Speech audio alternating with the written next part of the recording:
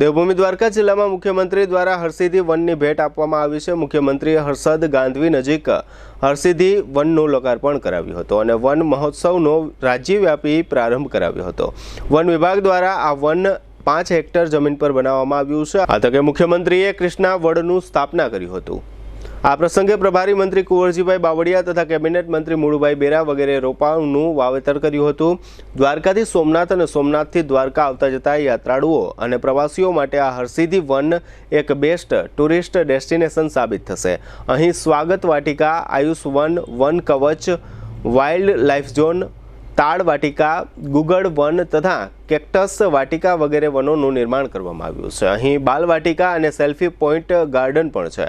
Parking area, toilet block, પીવાના પાણીની વ્યવસ્થા અને રોપા વેચાણ કેન્દ્ર વગેરેની અહીં વ્યવસ્થા કરવામાં આવી છે। અહીં 41,000થી વધુ રોપાઓનું વાવેતર કરવામાં આવ્યું છે। આ તકે પોરબંદર ધારાસભ્ય અર્જુન મોઢવાડિયા, જિલ્લા ભાજપ પ્રમુખ મયુર ગઢવી, પોરબંદર જિલ્લા ભાજપ પ્રમુખ રમેશ ઓડેદરા તથા વન વિભાગના અધિકારીઓ વગેરે ઉપસ્થિત રહ્યા હતા।